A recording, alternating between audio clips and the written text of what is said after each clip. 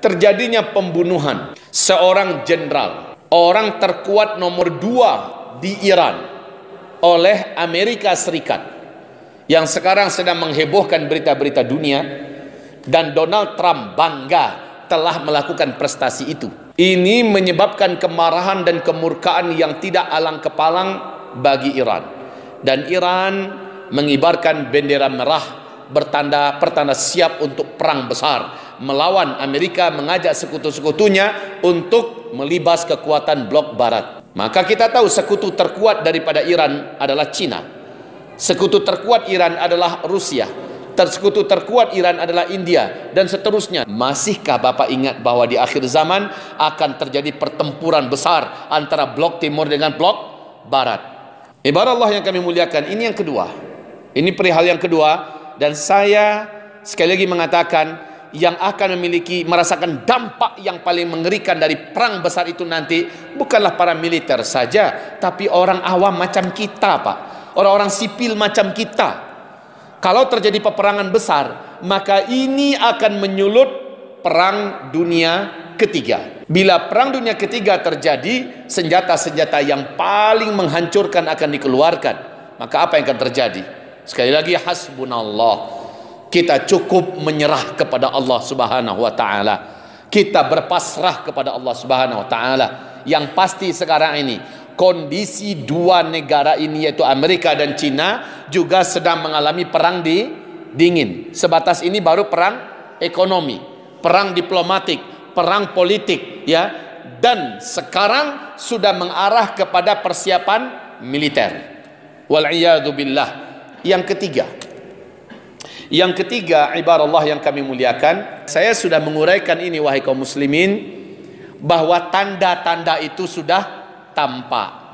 Tetapi saya menyebutkan tahun dan tanggalnya, lebih baik saya katakan Allahu a'lam. Tapi ada pengiring yang memastikan kondisi ini. Apa pengiringnya? Saya sudah berikan kode-kode etiknya, ya, dan ini didalili oleh dalil-dalil yang sahih, di mana Rasulullah SAW mengatakan zuhurul mahdi inda ikhtilafi ummati wazzalazil. Al-Mahdi itu akan muncul saat terjadi perselisihan yang sangat hebat di kalangan tengah-tengah umatku, wazzalazil, dan juga gempa-gempa. Hadis ini jika dialihkan kepada hadis yang lain, disambut dan dijelaskan secara rinci oleh hadis yang lain. Ikhtilaf yang dimaksud adalah perebutan kekuasaan, memperebutkan siapa yang akan memimpin Mekah, Madinah, atau sekarang disebut dengan Arab Saudi. Dan yaqtatilu inda kanzikum thalathatun min abna'il khalifah wa la yasiru ila wahid minhum. 3 orang nanti di antara orang-orang yang akan memperebutkan kekuasaan dari anak seorang khalifah. Khalifah itu disematkan kepada istilah siapa yang menguasai Mekah, Madinah menurut uruf orang Arab. Maka tidak akan seorang pun yang akan berkuasa di antara yang bertiga tadi, yang berkelahi tadi.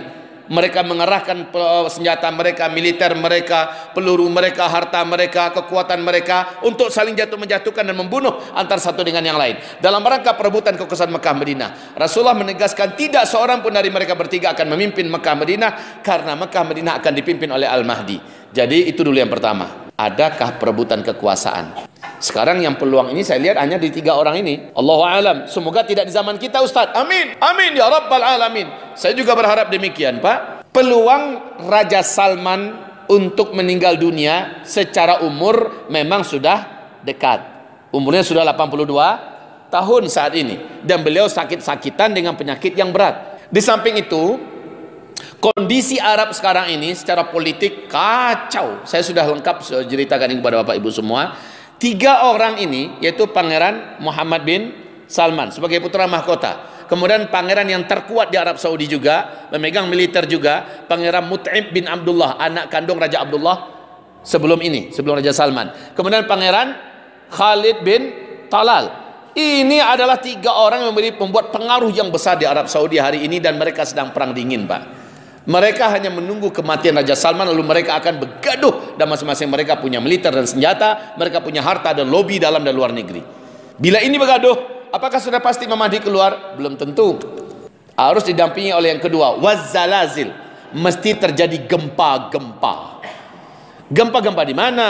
Kalau sekarang ini per detik di seluruh dunia berganti-gantian gempa di mana-mana tempat. Coba buka BMKG Pak tentang gempa, hampir per detik di berbagai belahan dunia ini sudah bermunculan gempa-gempa.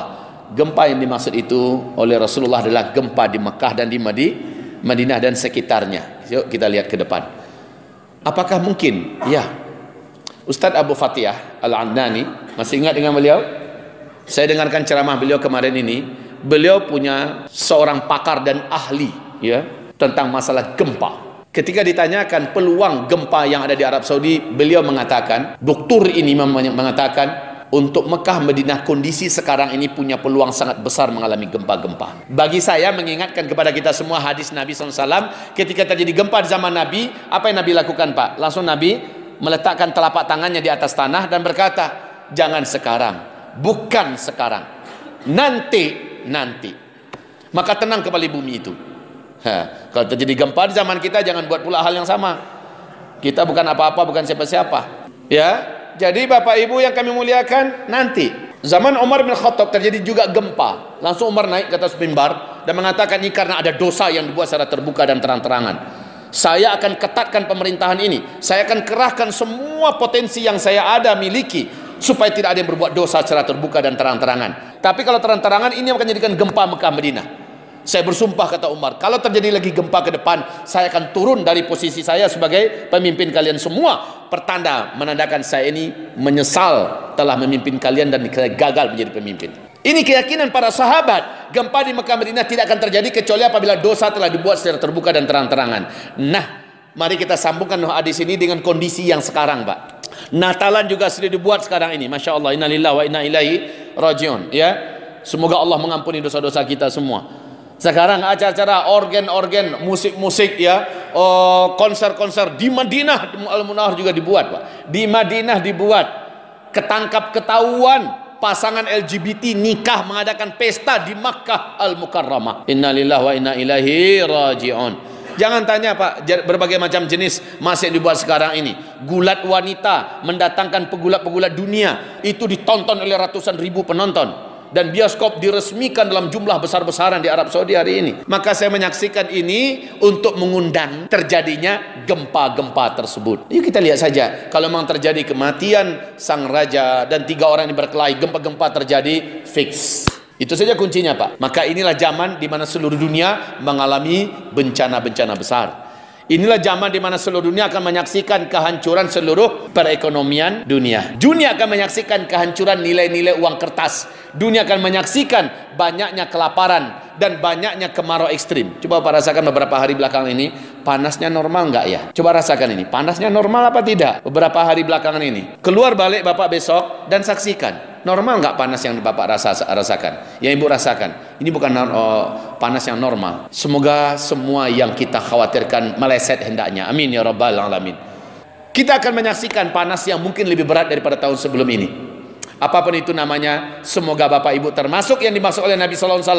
Dajjal akan menemukan ada kampung-kampung yang hijau dan subur, airnya banyak, rezekinya melimpah, diisi oleh orang-orang beriman dan bertakwa. Ketika bumi kering kolontang, ketika kelaparan ada di mana-mana, ada kampung-kampung yang diisi oleh orang beriman dan bertakwa. Ini Pak yang menginspirasi saya, Bu. Yang menginspirasi saya untuk mengajak agar kita mempersiapkan kampung-kampung akhir zaman. Nah Bapak Ibu, hamba-hamba Allah yang kami muliakan, kita terinspirasi oleh hadis ini. Ketika di akhir zaman, orang tega membunuh tetangga karena perut, karena lapar. Itu hanya mungkin terjadi bila kita bertetangga dengan orang yang tidak beriman, betul? Itu hanya akan terjadi apabila kita bertetangga dengan orang yang tidak takut kepada Allah. Ketika perutnya lapar, dia akan bunuh tetangganya. Di dalam hadis Sahih Bukhari, apa kata Rasulullah SAW? La taqumus sa'ah. Takkan terjadi kiamat. Di akhir zaman nanti muncul terlebih dahulu, tetangga demi perut akan membunuh tetangganya. Dan itu sekali lagi, kalau Bapak mau melihat kondisi yang ada di Palu akhir 2018 dulu, ketika orang-orang lapar, orang mulai menjarah ke sana kemari. Udah gelap mata semua orang, pada baru 3 hari lapar. Ya kan? Bagaimana kalau ini laparnya sebulan, 2 bulan, setahun, 2 tahun, maka apa yang akan terjadi Pak? Tapi insya Allah, kawasan kampung orang-orang beriman yang bertakwa yang sudah menyatu dalam satu titik komplek, mereka tidak akan membunuh sesama mereka Pak. karena rezeki mereka dijamin oleh Allah. Kalaupun rezekinya putus, mereka orang beriman tak akan berani membunuh orang beriman yang lain. Justru seperti yang saya katakan, akan terjadi saling bahu-bahu, rapatkan diri. Demikian ya Pak ya.